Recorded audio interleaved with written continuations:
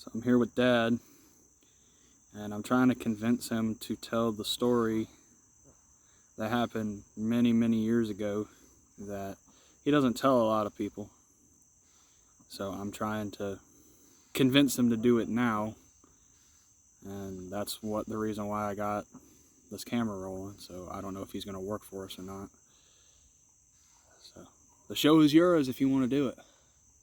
All right, I'll do this one last time and tell you what happened. My Uncle Bobby and Uncle Paul owned a moving company from Massachusetts. They drove 18-wheelers. Well, we took two full-size trucks down to Fort Lauderdale and offloaded them in a storage unit, pretty good sized storage unit. Well, we wanted to get back to Daytona to go to Jai Alai. It's a game that a lot of people don't even know anything about. So we're on our way back, and this is probably, I'm going to say it's probably about 11:30 at night, closer to midnight, and we are northbound on 95. Well, we get past a men's exit, and me and my aunt were in one truck. Now we're talking about big 18-wheel trucks, and we were kind of racing my uncles to get back, and we had the faster truck. Well, I guess we got about 5 miles, maybe 6, ahead of them, headed back to Daytona from Fort Lauderdale. They did not have cell phones back then. All they had was CB radios. And of course, the main channel back then was channel 19. Everybody listened, everybody communicated back and forth. Well, my Uncle Bobby got on and told my aunt to pull off to the side of the road and wait for them, and then we will roll in to Daytona together. So she did. Well, this particular truck didn't have AC, and we had the windows down, and I can't remember what we were talking about, but she went ahead and pulled over to the emergency lane. And we're sitting there, and I've got my window down, and then all of a sudden this bad smell just appeared. Now, you did mention that you were in a very tall, flat-nosed Peterbilt truck. 18-wheeler, yes, it was an older style. The bottom of the window has to be at least 8 foot off the ground. That's the bottom of the window. Well, we noticed this weird smell, and it smelled like something dead or raw sewage, something. It's a smell you can't really explain. We're sitting there talking, and like I said, I don't remember what exactly we were talking about. But all of a sudden, my aunt looks past me and says, "What is that?"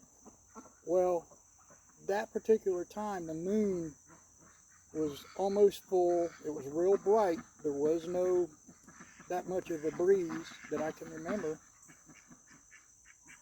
But I turned and I looked. And I don't know if you've ever seen them giant ape movies like King Kong or any type of movie like that where they're looking at the area from a distance and you see the top of the trees moving as it's coming. Well, these trees weren't full grown. They were probably 15 foot high. They were young pines. And we actually saw that. The top of the trees were being pushed out of the way, and whatever it was coming towards us. I remember when I first saw it, I didn't know what I was looking at. I did not know what to think. All I had was fear. Excuse me. This thing steps over the old barbed wire fence that actually runs down that whole stretch in most places. It just stepped over it like it was nothing. I got a very good look at this thing coming, and it put the fear of God in me. I remember looking at it and locking eyes with it. I didn't know what type of feeling I had at that time, except I'd rather go to war and face a whole army instead of this thing. My aunt says, "What's wrong? What's wrong?" At that time, I went to roll up the window, got it up as fast as I could. I grabbed hold of the armrest on the door. Sorry about that. We had to pause for a second. Got a phone call. Where were you? I remember looking at this thing eye to eye, and the eyes were big, and they looked like red reflectors, with the exception of two small black marbles in the middle of them. It started walking, after it stepped over the fence, it started walking towards the truck. Not at a run, not at a slow pace, just like normal steps. And it probably took 3 steps before it stopped where it did. By that time, I had my window up, grabbed hold of the armrest, and spun my whole body around and propped my left foot up against the door jamb, my right foot up against the back of the door jamb, and was pulling as hard as I could, because I didn't know what else to do. That's how bad scared I was. I'm yelling to my aunt to get out of here, and she's trying to go through the gears. She dropped the radio mic, and I guess it stuck open when she dropped it. Therefore, everybody that's in with range was listening to what was going on. Well, we got up to speed. She keeps asking me what it was, and I couldn't talk. She said I turned pale white. My heart must have been racing 1,000 miles an hour, it seemed like. Everything went very quickly, but I saw this thing, and I've never ever in my life ever believed that there was Bigfoot. It was, sightings up north and everything from watching TV and the news back then. What I saw was, it was a monster. I don't tell people this story because people look at you and say, yeah, you're crazy. They laugh at you and stuff. Well, it makes you mad when somebody laughs at you when you're telling the truth. Oh, tell us what happened after. We got up to speed, and we must have been doing 100 miles an hour down 95 northbound till we got to the Daytona exit. My uncles and them still haven't caught up with us yet. I did not pay attention to what was behind us, but there ended up being a couple sheriff's cars fell in behind us.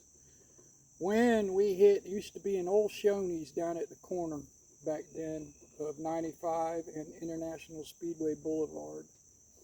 And when she came off of that exit, I remember the truck swaying real bad, like it was going to flip. That's how fast she was coming off the exit. When we turned into the Shoney's parking lot, she did not stay in the lanes. She went right across the sidewalks at that time and parking curbs and came to a quick stop. I remember opening the door and actually falling out of the truck. I don't remember if I actually jumped, but I remember opening the door and falling, and when I did, I looked up and there was 2 officers, sheriffs, walking my way. I couldn't talk. They kept asking me what was wrong. I heard my aunt saying there's something down on 95, there's something down there, and she was stuttering. And once I calmed down, the sergeant, I guess it was the sergeant at the time, me and him kind of walked away. But by that time, my uncles came in behind us, and there was other officers at that time.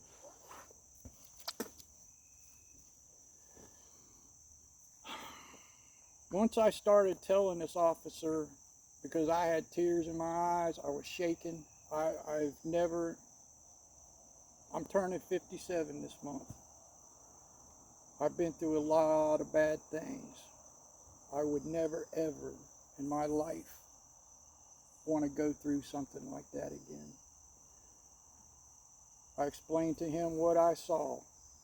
He then turned, and another officer was standing there, and they kind of turned their backs towards me, and they were talking for a minute.